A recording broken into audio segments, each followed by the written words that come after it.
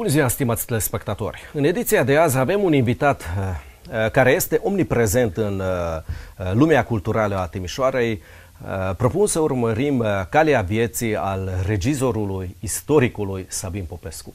Te salut, Sabin, bine ai sosit în Dumbrăvița, în studioul BHLA TV. Bine v-am găsit, bine am regăsit Dumbrăvița, unde n-am mai fost de mulți ani din copilărie.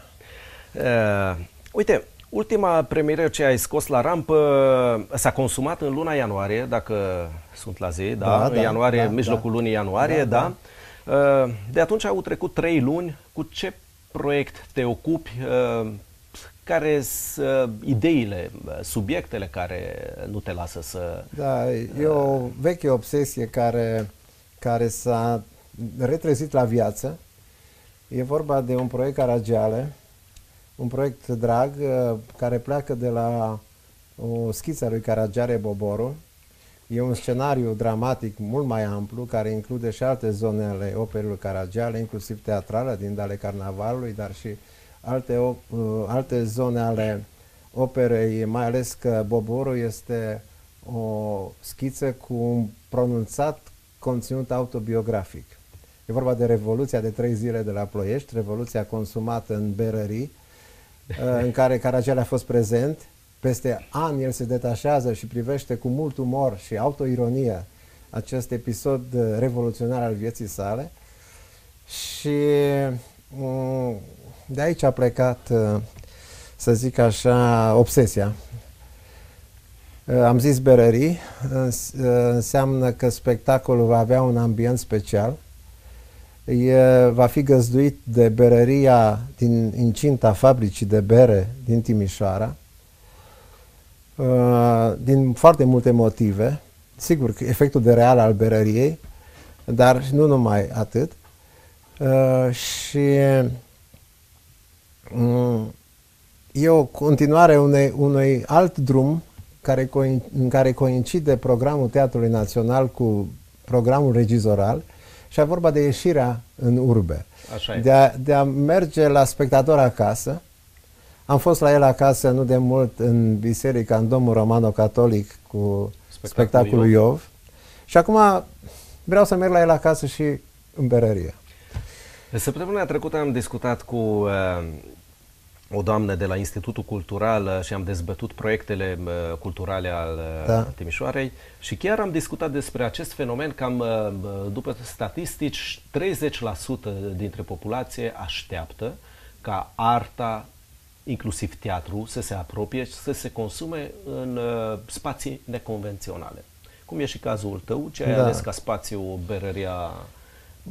fabrica de bere. Da, fabrica de bere. De fapt e un complex de fabrici de bere, dar berăria de incintă, care e și o berărie de grădină, dar noi vom face spectacol în berăria de incintă, care are o mare tradiție. Acolo a fost o sală de spectacole.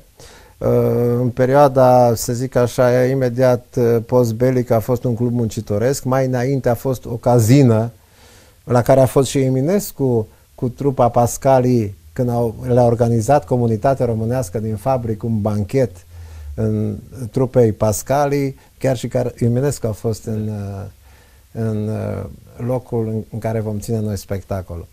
Când va fi premiera?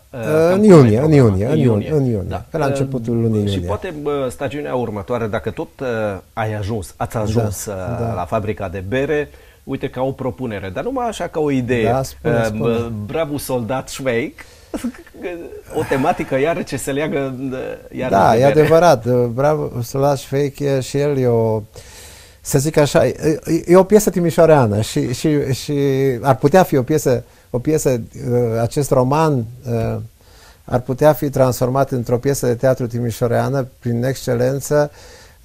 Au fost multe încercări în orașul ăsta, s-a mai jucat Bravul soldat Șveic pe scena Teatrului Național. Sunt mulți actori care au avut obsesia, dar nu s-a împlinit. Da, e o temă de meditație. Da. Mersi de... am atâtea obsesii, acum mai asta îmi trebuia. Dar bine, treacă de la mine. Mai au o obsesie de spectacol în plus. Tot ai adus în discuție subiectul Eminescu.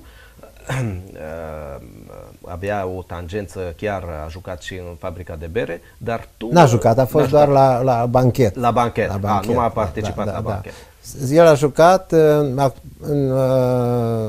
a și jucat, că făcea și figurație pe lângă faptul că era suflăr, în vechiul teatru care era pe locul actualului liceu Lenau. Da. Acolo s-a întâmplat.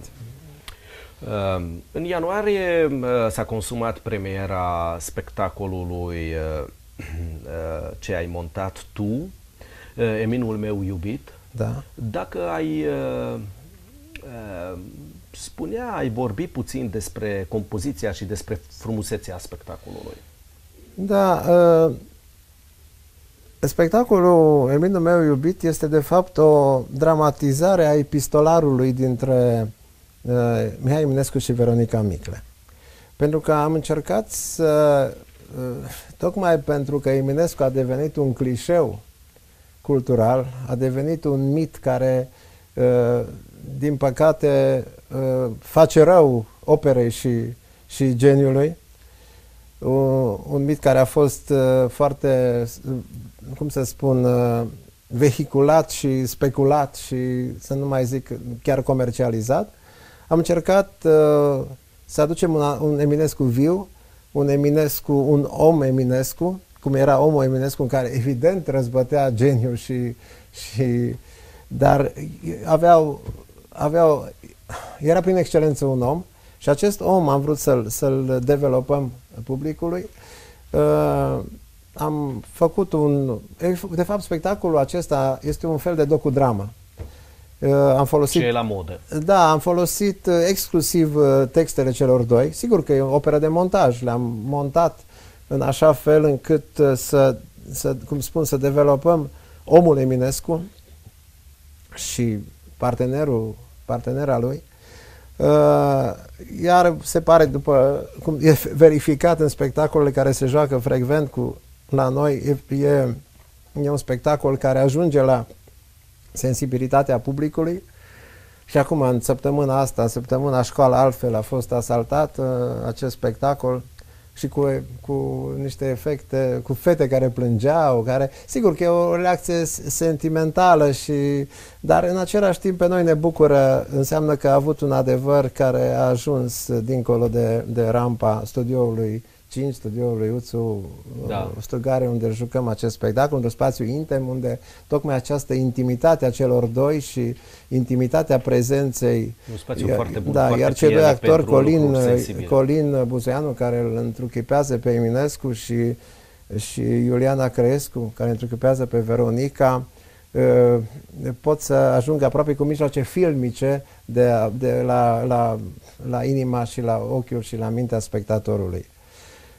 Am încercat întotdeauna, noi fiind Teatrul Național, având și acest supranume Mihai Eminescu, am mai încercat eu am încercat să mai fac câte un spectacol Eminescu care să, dincolo de clișeurile culturale, să-l apropii inimii spectatorului. Am făcut într-un an un spectacol itinerant între licee care se numea un adolescent Eminescu. Chiar asta mi era următoarea întrebare. Le spuneam... Ești un fan Eminescu?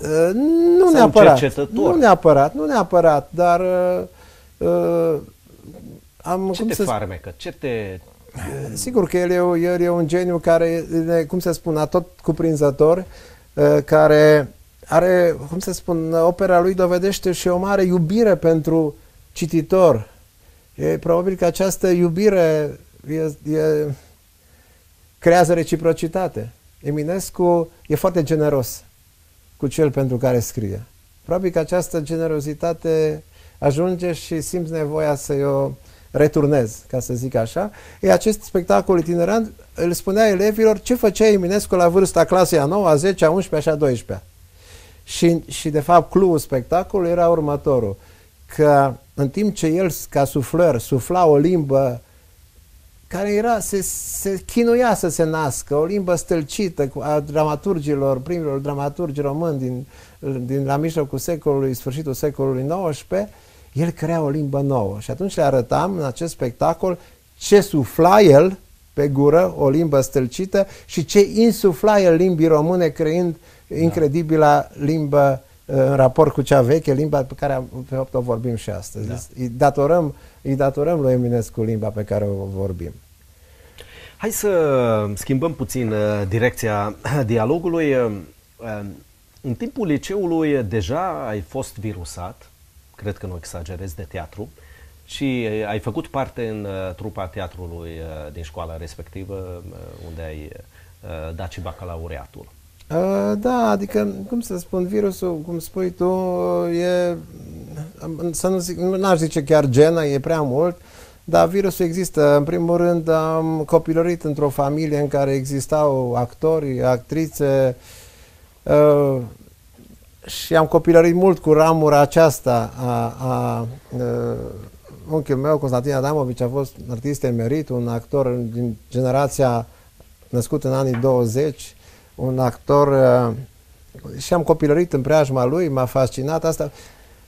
Deci până la urmă, cum zic eu, teatru te alege. Nu alegem noi teatru, n-a fost alegerea mea, ci teatru a pus ochii pe mine și mă folosește, mă exploatează, consumă.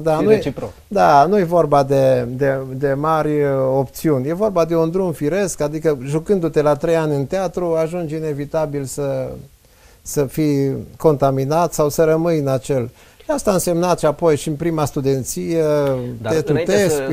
să ajungem acolo, paradoxal, după bacalaureat, tu ai dat la Facultatea de Litere, la secția Istorie.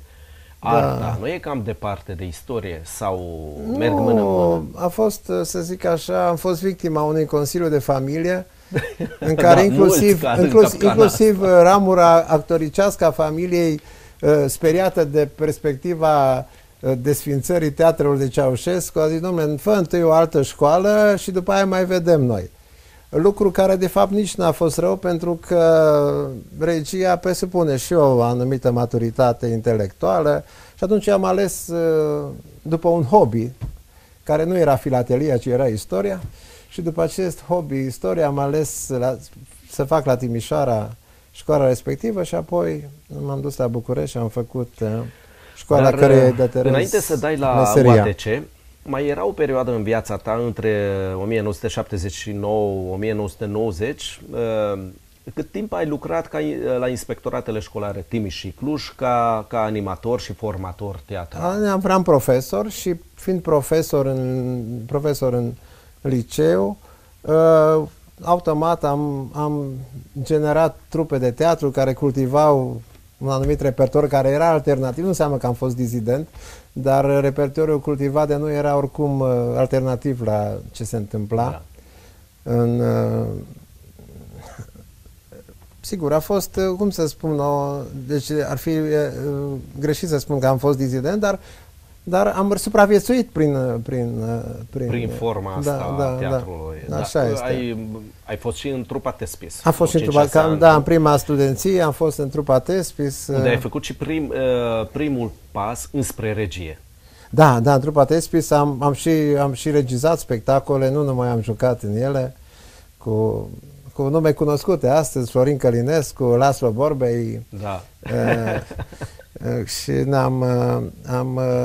am fost și alte nume cunoscute, arhitecți, Doru Covrig.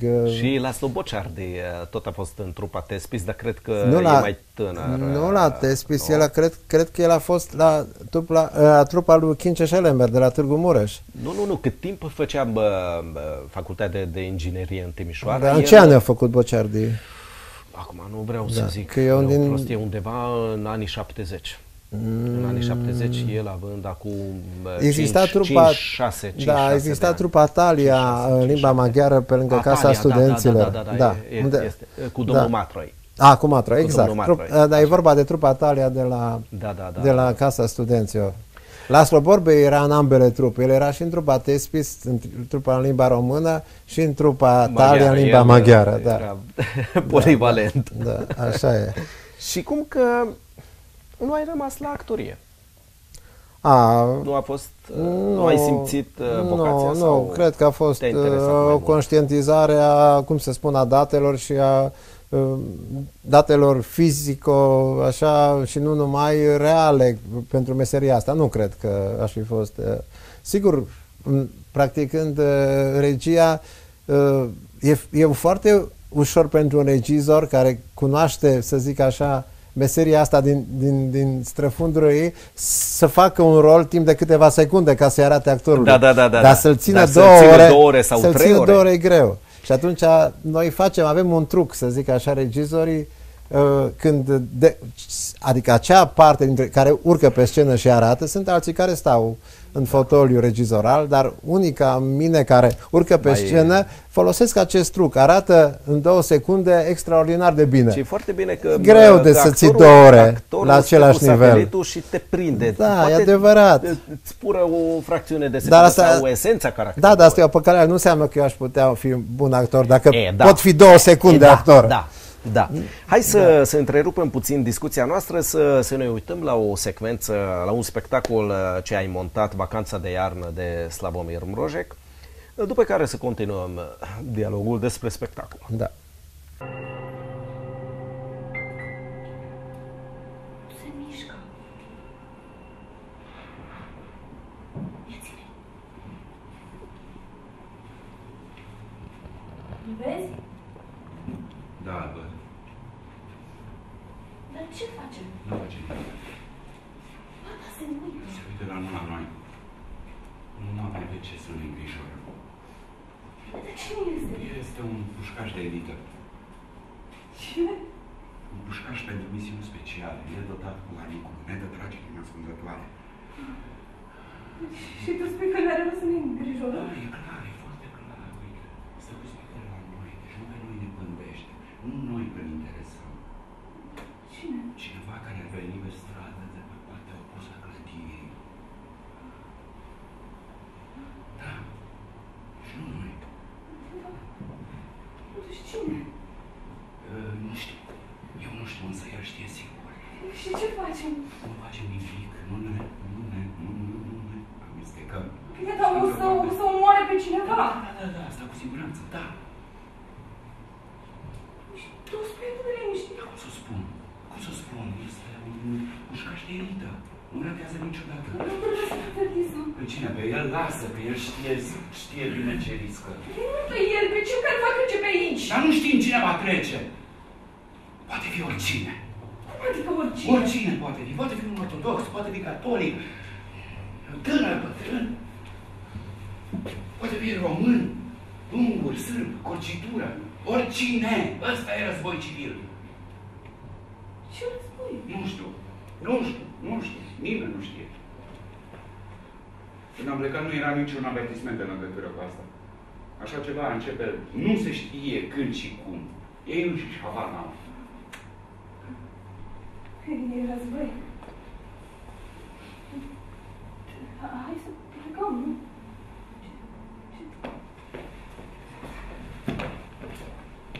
Deocamdată nu se întâmplă nimic. Deocamdată nu se întâmplă nimic. Am putea înnopta aici și plecăm în zori. Tu vrei să noptezi aici? Da.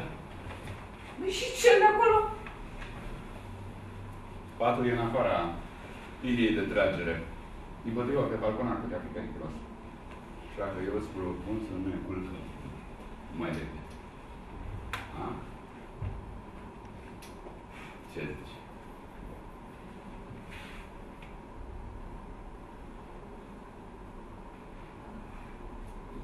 Să mă mai gândesc.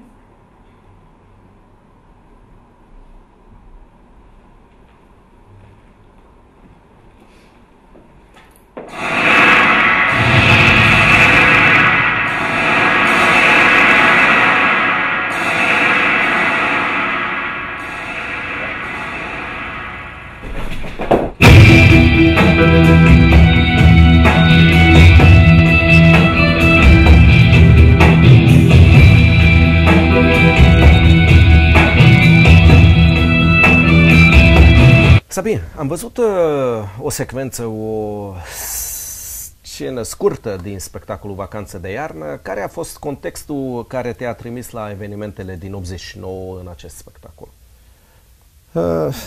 Să zic așa, fără să fiu frivol, tot a pornit de la o glumă. Am fost întrebat care e cel mai bun dramaturg timișorean, care e cel mai bun dramaturg din zona noastră, și am spus că cel mai bun dramaturg timișorean este Slavomir Mrozek.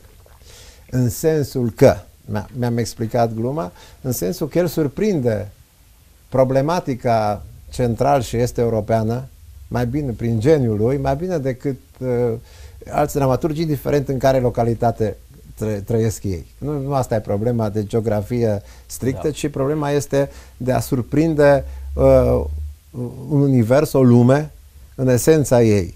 Atât pre-revoluționară cât și post-revoluționară, socotind anul 90 ca un prag al centrului și estului european. Și de la această glumă că Mrozek e cel mai bun timișorean, am sondat în opera lui o zonă, aș zice chiar minoră, pentru că e vorba de două texte scurte, Vacanța de iarnă pe care am văzut-o și un alt spectacol, Priveliște minunată spre catedrală, scrise de Mrozek după anii 90, despre estul european, surprinzând efectele unui terorism care ajunge și aici. Da. De aceea, cele două spectacole au o poveste timișoreană. Ele fiind amplasate de autor generic în Est, fără precizări că ar fi vorba de spațiu iugoslav sau românez sau polonez, dar problematica acoperă aceste zone și povestea atât din Priveliște minunată spre catedrală, cât și din Vacanța de iarnă se potrivește printr-o coincidență, să zic, a istoriei, dar și a geniului lui Mrozek, cu situația timișoreană, cu cotidianul Revoluției. Nu cu marile declarații, nu cu marile bătălii, ci cu acest cotidian, realitatea, da, să zic așa, nu neapărat sordidă, dar derizorie în care am trăit. Ele sunt un spectacol care, deși s-au realizat la o distanță de 2 ani, apoi s-au jucat în diptic, da, într-o seară unul, într-o seară altul, pentru că e o poveste în care noi ne regăsim. Inclusiv cu impactul Revoluției care apare în finalul celor două spectacole. Se poate spune că s-a întâlnit istoricul și regizorul în persoana lui Sabin Popescu și au conceput aceste două spectacole? Nu, istoric înseamnă cu totul altceva. Istoric înseamnă un om de știință, dar cumva, care nu e cazul să... Dar istoria e prezentă în spectacol. Pe cel care iubește, mă rog, disciplina sau domeniul, dar nu, e prea mult spus istoric. Nu am o operă, nu am o de istoric, nu.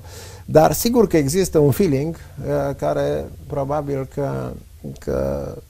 Cred că nu degeaba te-ai raportat la evenimentele din 89. Asta m-a trimis pentru la că le-am și istorie. Trăit, să zic așa, deși n-am fost un activ revoluționar. Că nu erai cu arde 7 pe umăr. Nu eram și chiar am făcut o glumă odată, l-am însoțit pe ziaristul eram student la București și l-am însoțit pe Iosif Costinaș la o întâlnire cu șeful Procuraturii Militare. Și domnul general Dan Gheorghe, dacă mi-amintesc bine, din politețe m-a întrebat, zice, dumneavoastră, domnul Popescu, cum ați făcut Revoluția? Și eu am zis, sub dună. Sigur că am exagerat, dar omul a râs și sunteți primul timișorean care nu se laudă, că era la un an, 2 după Revoluție. Toți erau cu pancarde, cu... Da, sigur că eu am exagerat, nu l-am făcut sub dună, l-am făcut pe străzi, m-am uitat, am fugit, am fost înfricoșat, am trăit Revoluția, dar n-am trăit-o cu arma în mână și n-am fost în balconul operei și așa mai departe. De aceea mi-am permis metafora. Am făcut Revoluția sub dună, ceea ce era o exagerare, dar era o exagerare în contrabalansul altor exagerări. Deci probabil că nu vine cum să zic, din domeniul istoric, ci din domeniul trăirii. Adaptarea celor două piese acestui diptic al lui Mroșec la Timișoara. Pentru că totuși e o adaptare. El n-a scris pentru Timișoara, dar a scris și pentru Timișoara. Da. O idee despre muzică. Ai o relație, după cum știu, o relație mai specială cu Ilie Stepan, da? Muzica ce a compus pentru spectacolul Vacanță de iarnă mi-a sugerat așa un feeling de muzică de film cu suspansul. Da, acum colaborarea mea, să zic așa, cu Ilie, care e foarte veche, avem foarte multe spectacole, cred că vreo 50 de spectacole făcute împreună, vine nu doar și dintr-o prietenie, dar vine și din faptul că eu muzicalmente sunt, să zic, nu zic handicapat, dar n-am ureche muzicală și atunci am nevoie de... Ești un caraiman. Da, dar am nevoie de o ureche, să zic, aproape absolută, cum are Ilie și care simte spectacolul, adică muzica e personaj în general în spectacolele noastre și de aceea foarte multe spectacole le-am făcut cu el pentru că am nevoie de muzică nu doar ca ilustrație, îmi place să fie personaj, cum e și aici. Era și prezentă muzica, da, dar mai ales și că în Vacanța de iarnă e un personaj absent, a cărui, eliptic să zic, nu e absent, a cărui prezență o făcea muzica. Da, corect. Corect zis, da. Hai să ținem o scurtă pauză, după care să continuăm dialogul nostru. Bun? Ne vedem peste puțin timp. Bine v-am regăsit, doamnelor și domnilor. Vă reamintesc că invitatul de astăzi este domnul regizorul și istoricul Sabin Popescu. Da, am amintit din nou istoricul, poate nu prea mult spus. E prea mult spus, dar totuși da, ai dat cu silința și vreo 4-5 ani ai studiat și istoria, ce totuși nu e un lucru minor. Important e să rămânem în istorie, nu să studiem. Bine, dar... Miza e să ajungi să rămâi în istorie. Uite, ne întoarcem la UATC. Era un banc foarte frumos, că de ce a făcut Ceaușescu canalul Dunăre-Maraneac? S-a gândit că dacă nu rămâne în istorie, măcar în geografie să rămâne. Da. Așa că... Corect zis. Da, să rămânem cumva în istorie, toți ne străduim. Uite, ai intrat în 90 la UATC, ai terminat regia, ai dat licența, după care ai făcut și masteratul din teoria și estetica teatrului. Și aici intervin cu o întrebare. O parte dintre creatori, mă refer și la scenografi, abordează cu mare plăcere inesteticul pe scenă. În locul frumosului, evident. Care ar fi relația între urât și frumos pe scenă? Da, e o relație destul de, să zic, ambiguă, specială. Ar fi ca relația dintre, psihicalmente vorbind, între normalitate și nebunie. Granița dintre normal și nebunie e limpede că este o graniță sensibilă care se încalcă foarte ușor într-o parte sau în alta. La fel aș zice și despre această graniță dintre frumos și urât. Sigur că există o estetică a urâtului, dar nu neapărat profesarea ei prin ostentativă, ci găsirea unui echilibru, a unei proporții de aur. Așa cum, eu știu, eu în propria mea bibliotecă am o dezordine care are o ordine perfectă, adică eu știu în orice secundă unde e orice carte și orice text. Și e o dezordine, e o dezordine uriașă. Intră un musafir și nu se descurcă. Așa și cu această... E o chestiune, să zic așa, de până la urmă, aș spune mai degrabă matematică, de compoziție, în care elementele urâtului pot converge spre o frumusețe. Depinde de... Deci nu există rețetă, nu există sordidul, urâtul, toate... Ceva inefabil, ceva de genul. Da, se poate aduna și cum se adună de n-aș fi tranșant și n-aș teoretiza și nu aș fi vehement și n-aș opta a priori pentru un estetism, nici pentru un estetica urâtului declarate. Ele se, așa cum pe scenă, da, cum pe scenă simetria și asimetria trebuie să coabiteze, la fel frumos, dar trebuie să existe un concept, trebuie să existe un întreg, trebuie să existe o viziune, trebuie să existe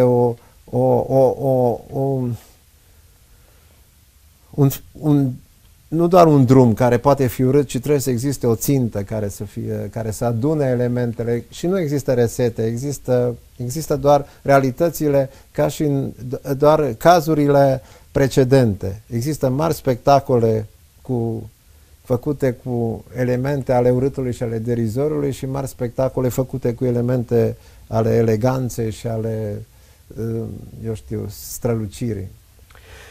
După cum am observat, alegi operele contemporanilor, culisezi înspre Shakespeare, atingând Cehov, evitând Molière, dar cel mai mult te interesează operele autorilor români. Cum este din privința ta această analiză scurtă? Cine sunt autorii tăi preferați? Și asta e greu de spus. Nici nu. Acum spui tu că poate dacă facem o statistică. Așa cum am uitat. Chiar mi-am făcut eu o statistică recent. Eu am ca orice meseriaș care se respectă, am un portofoliu repertorial de piese pe care le-am studiat, le-am lucrat și dramaturgic și le-am conceput decupajul regizoral și am numărat 34 le-am și pus pe hârtie zilele trecute, de-aia știu exact cifrele, și am numărat, nu știu de ce, 19 din dramaturgie universală, contemporană sau clasică și 15 românești. Deci raportul e mai degrabă 50-50 deci, și asta e momentul actual, adică nu știu în trecut, din cele ce am realizat, dar cred că tot pe acolo e, tot pe 50-50 raportul dintre dramaturgia românească și cea universală. Așa cred, dar asta e o chestie de statistică și statistica ne cam minte, cum bine știm. Da. Există o marjă de eroare. Da. Ai terminat facultatea, te-ai angajat la Arad, unde ai fost angajat al instituției până în 2000. În 2000 ai făcut un pas, te-ai angajat la Teatrul Mihai Eminescu, la Teatrul Național din Timișoara, da? Care a fost miza acestui pas? Să încep povestea de la Arad. A început printr-un desant pe care l-am organizat împreună cu profesorul meu, cu Alexa Visarion și cu unul din regizorii angajați ai teatrului, colegul meu din Arad, la vremea respectivă, Ștefan Iordănescu, și am făcut un desant al clasei de regie, care număram vreo 5 oameni, și am venit la Arad și am făcut spectacole. Eram în ultimii ani, ultimii sau penultimii, 5 ani de studiu, și am făcut spectacole toți. Și eu fiind mai legat de zonă, de asta am rămas după spectacolul ăsta, după desantul ăsta al clasei de regie, am rămas la Arad. Da, și apoi m-am întors acasă. Era și un pas firesc. Da, era un pas firesc. În 90 ai schimbat, te-ai dus la regie, în 2000 iarăși ai schimbat, te-ai întors în orașul tău natal. E o chestie firească de a fi acasă. Hai, iarăși am ales... Și vorbești de un om care iubește Bucureștiul, să știi, și n-am rămas la București din motive, de familie, legat de mama mea, care era foarte în vârstă și asta. Deci există nu doar explicația... în capitală. Majoritatea artiștilor e adevărat, se afirmă. Da, e ca la fotbal. Dacă nu joci la Steaua sau la Dinamo, nu prinzi naționale, e adevărat. Dar dincolo de asta, eu, pentru că în copilărie, tatăl meu care era avocat și unchiul meu care era actor, m-au dus foarte mult în București. De aceea am văzut la o vârstă în care nu înțelegeam, am văzut spectacole mari. Am văzut la 8, 9, 10 ani spectacole de referință. Al lui Penciulescu, din care am doar fragmente de imagini. Evident că nu le-am înțeles, dar probabil că, eu știu, lucrează. Probabil că ele lucrează în noi. Dar, deci, eu am iubit Bucureștiul dintotdeauna și acum sunt un timișorean care iubește și mi-e dor de București. Și acum, sigur, nu mi-e dor de Ferentari, care cred că n-am fost niciodată acolo, dar dar mi-e dor de o anumită lume, de o anumită zonă, de anumită... Am trăit 10 ani în București și m-am simțit foarte bine. Așa că nu se explică doar prin, eu știu, patriotismul local, întoarcerea acasă, bine. ci motive foarte, să zic așa, omenești și care țin de, cum spun, de familie. Da. Hai să ne uităm la o altă secvență din spectacolul Angajare de clown și, evident, vom despica, vom dezbate subiectul. Arta nu mai e ce a fost. Tu nu știi cum se lucrează azi. Azi se lucrează din greu. Și ce dacă se lucrează din greu? Eu îți spun deschis pe față. Ăștia n-or să te ia. De unde știi tu că nu o să mă ia? Ăștia au nevoie de ceva viu, de ceva cu prestanță. Dar uite-te la tine. Ești o umbră, tu nici în arenă nu te mai vezi. Poate îți dau un apă. Omule, tu crezi că ăștia n-au ochi? Tu crezi că ăștia n-au meserie? Tu crezi că mai poți păcăli pe cineva cu fițe, cu paliverne, cu tumbe? Lumea s-a schimbat. Nu mai vede nimeni atunci. Nu mai vorbesc cu tine. Gata! Ce rost are noi să te frămânți așa, să mergi în halul ăsta? Păi parcă aveai o nepoată în Florida. Ce? Păi de ce nu te duci tu în Florida? E cald, e frumos. Nu mai avem ce discuta. Gata! Asta e viața. Da. Ce să-i faci? Asta e viața. Ești bun de aruncat la gunoi. Cel mai cinstit e să pleci singur. De ce să te arunce alții? Eu mai am ceva de spus.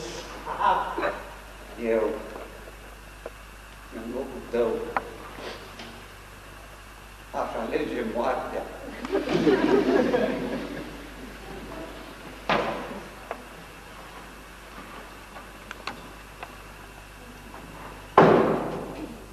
O să mă ia, tocmai pentru că sunt mai bătrân. Ce mare scofală e! Uite-mă ce scrie aici. Angajare de clown bătrân. A? Și cine e mai bătrân? Cum? Dintre noi doi. Cine e mai bătrân? Cine? Eu. Am 5 ani. Cu 5 ani sunt mai bătrân decât el. Ați minți, lăsule. Păi la câți ani crezi că ai tu? Știu eu. Am 5 ani mai mult. Jur. Jură pe inima Madonna. Dar nu mă bag eu la Madonna, nu mă bag eu la Madonna, am atât am. Ce? Păi să-ți spun eu, că știu precis. 11 luni ești tu mai bătrân ca mine. Știu, băi, știu când te-ai născut. Tu te-ai născut când a intrat Carlo al II-lea în țară. De-aia ai oasele bune. Sabin, am văzut o secvență.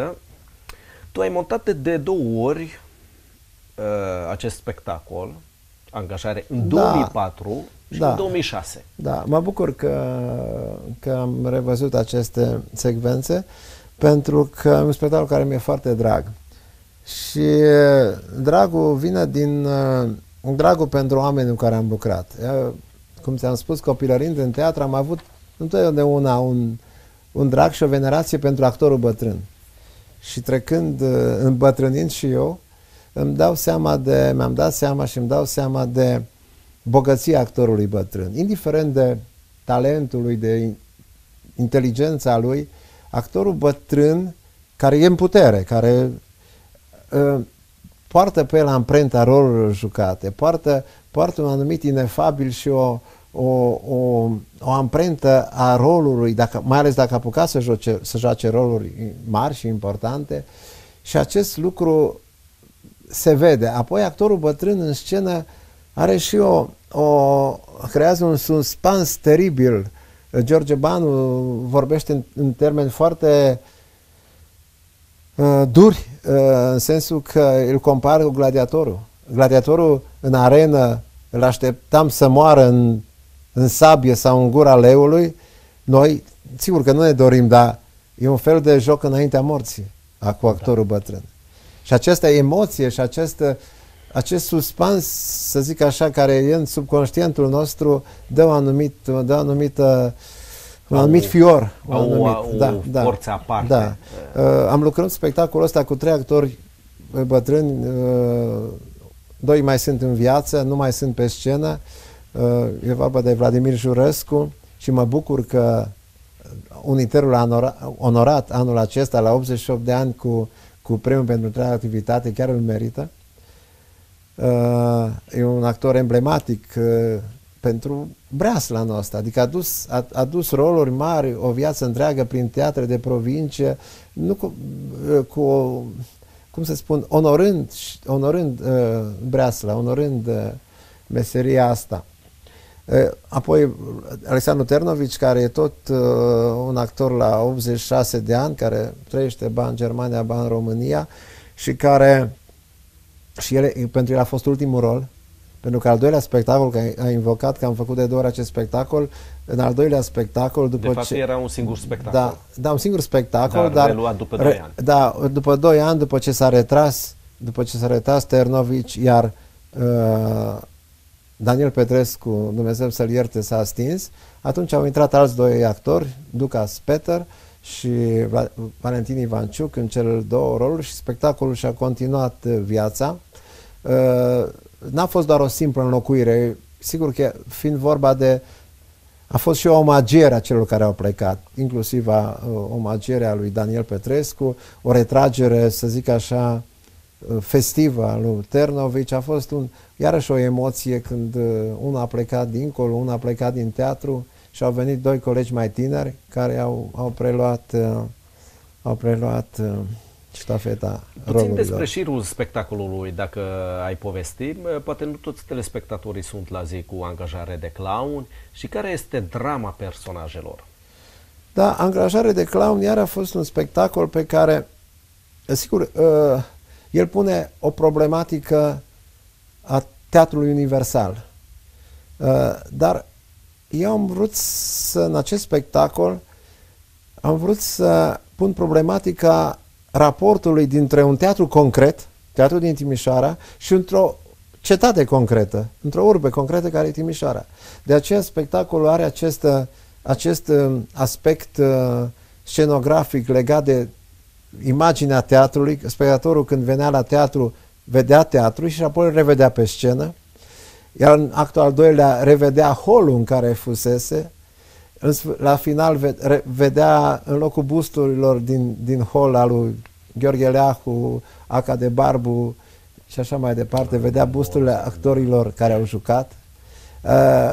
O problematică și o conflictualitatea dintre teatru și cetate. Deci am vrut de aceea el are acest înveliș, această formă scenografică foarte personalizată pe Timișoara. Pentru că spectacolul nu dezbate doar problemele universale ale teatrului, ci chiar problemele, cum să spun, dureroase ale actorului bătrân, ale situației concrete din teatru. Afișul, mi-amintesc afișul pe care l-am făcut cu Pavel Vereș, unde era o imagine suprapusă peste imaginea clasică a teatrului, nu? A operei, cum spun timișorenii, cu o imagine de la incendiu din 27, parcă, da? Și era ca o ruină teatru, ca o ruină. Și atunci știu că am păcălit pe managerul general al teatrului că n-a vrut să accepte. Zic, Doamne, cum să arătăm teatrul nostru așa? Nu, zic, Doamnă, e vorba de degradarea teatrului universal. Ei, așa da, zice Doamna. Da. Uite, ai vorbit despre forța actorilor în vârstă și Gabor Tompa a montat această piesă, piesă în Viena. Da. El a ales iarăși 3 actori în vârstă, dintre care una era o femeie. Dramatismul supraviețuiește mai mult dacă este prezentat de actor mai în vârstă sau este o slăbiciune dacă prinde o formă de la actor mai tânăr? Acum te provoc puțin la un dialog scurt. Totuși mi se pare că e mai dramatic dacă un tânăr actor rămână fără slujbă, fără roluri, fără nimic. Un actor în vârstă, știu eu, trecut de 60, de 70. Da. Totuși a pus ceva. Dar e adevărat. De 30, acum, de 35. Textul ăsta la Vișniec e textul care are o calieră mondială fantastică.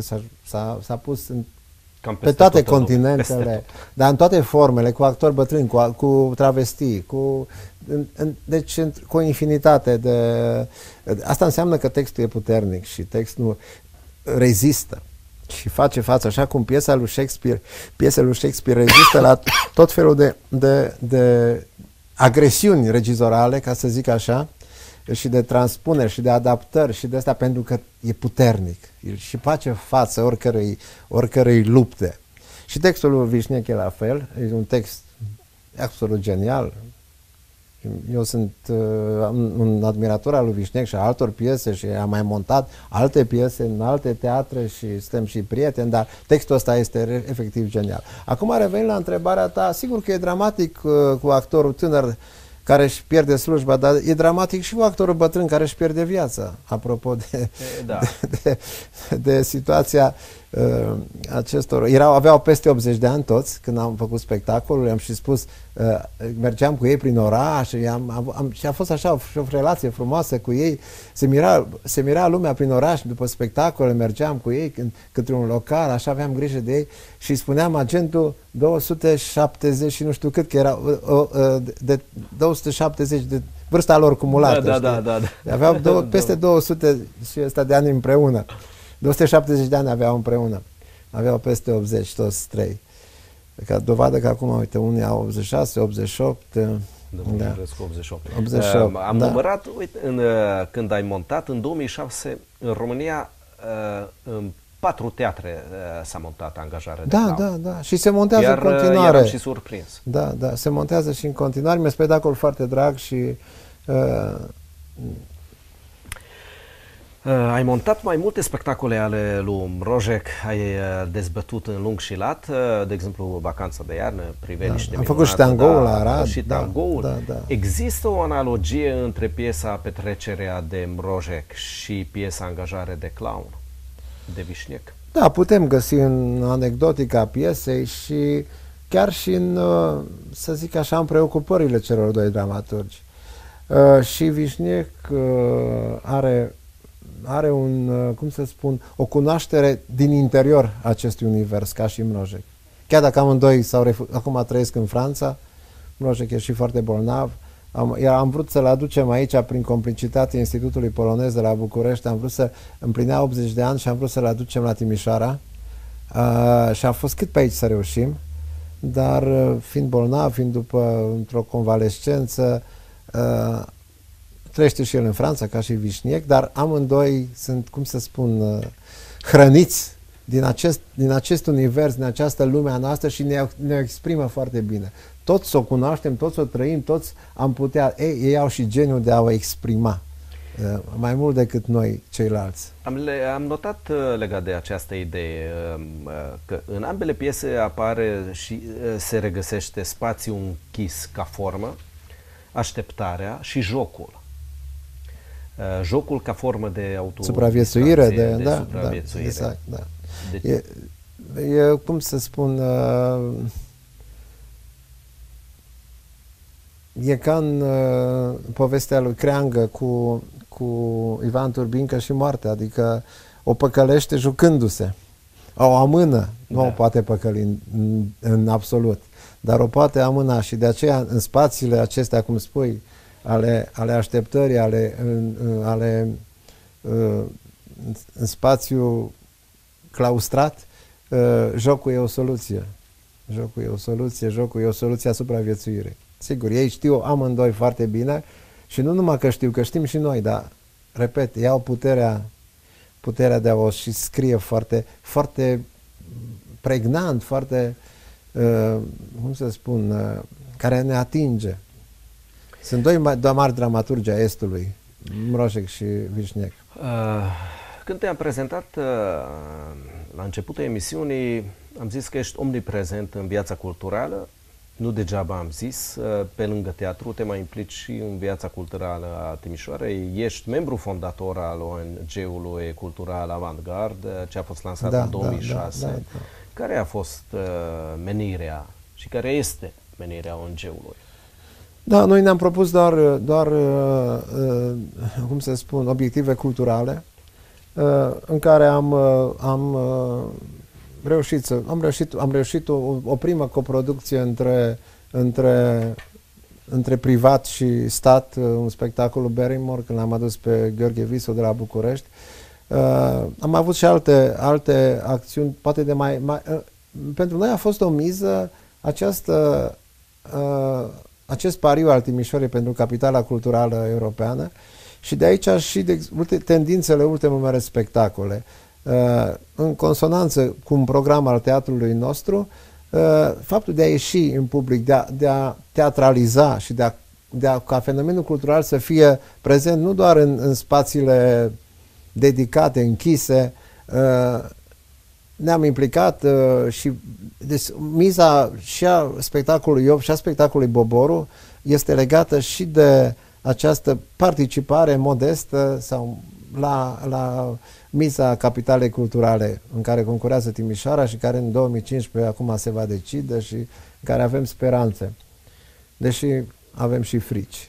Și frici mari avem. Speranțe. Mă rog, avem niște candidați destul de puternici. Așa este.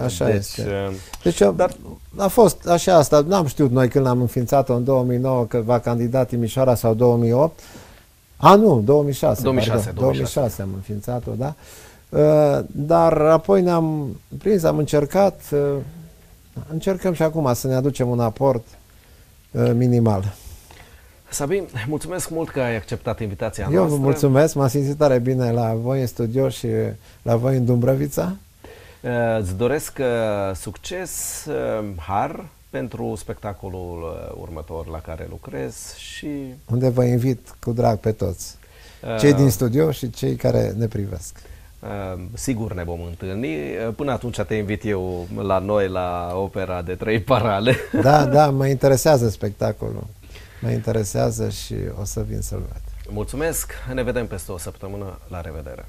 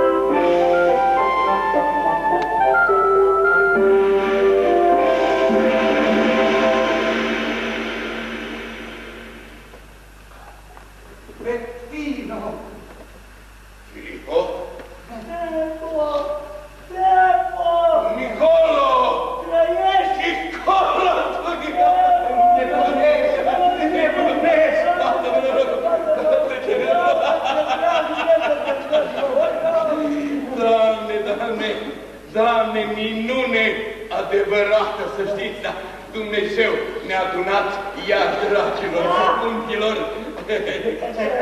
Trage și tu. Parcă ziceai că nu mai e.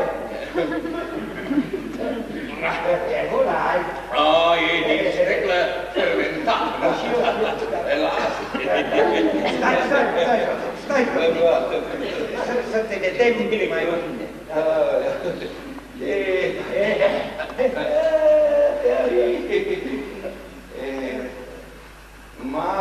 Mamă, ce-ați mai îmbătrânit. Hai, băute, știu. Unde crezi tu că am îmbătrânit?